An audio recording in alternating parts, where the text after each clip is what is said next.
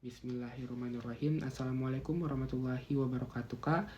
Kak, perkenalkan nama saya Noval Afaf Zainal dengan NIM channel 11241145. Kak, pada kesempatan kali ini izinkan saya menjelaskan tugas garis fisiologi sistem endokrin melalui mind map yang telah saya buat. Kak, jadi ini mind map yang telah saya buat. Jadi langsung saja, yang pertama saya akan menjelaskan regulasi hormon tiroid.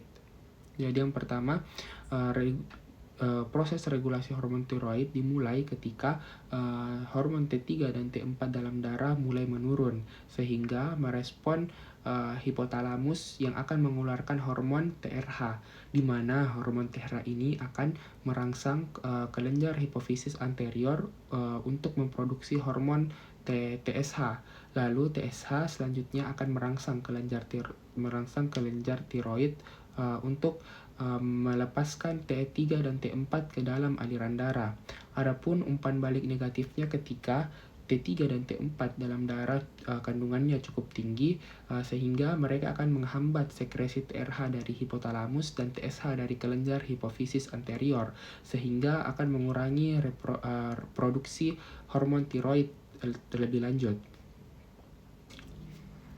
Lalu selanjutnya saya akan menjelaskan regulasi dari hormon kortisol, di mana pada proses regulasi hormon kortisol ini dimulai pada hipotalamus, di mana hipotalamus ini akan merespon stres dengan mengeluarkan hormon CRH, di mana hormon CRH ini akan merangsang kelenjar hipofisis anterior untuk memproduksi hormon ACTH, di mana ACTH ini berfungsi untuk merangsang kelenjar adrenal yang khususnya pada zona fasciculata untuk memproduksi dan melepaskan kortisol ke dalam aliran darah.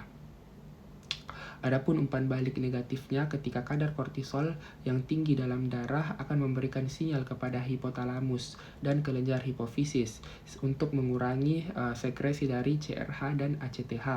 Hal ini akan membantu menjaga kadar kortisol dalam rentang normal. Lalu berikutnya saya akan menjelaskan regulasi dari glukosa darah. Nah, pada glukosa darah terdapat peran insulin, di mana insulin diproduksi oleh sel beta di pankreas yang berfungsi untuk menurunkan kadar glukosa dalam darah.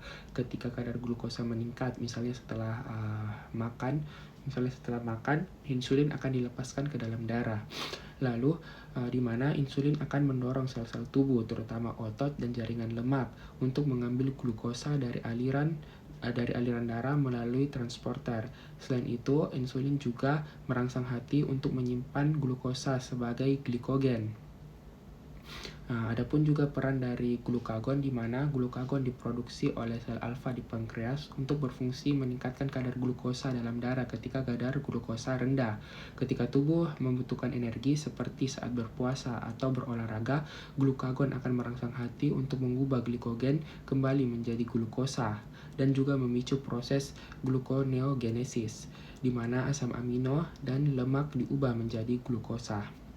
Adapun umpan balik negatif dari glukosa darah, di mana regulasi kadar glukosa darah terjadi melalui mekanisme umpan balik negatif.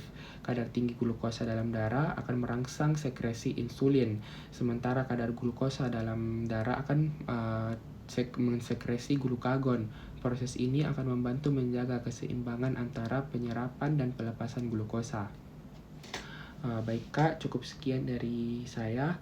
Lebih dan kurangnya mohon dimaafkan. Wassalamualaikum warahmatullahi wabarakatuh.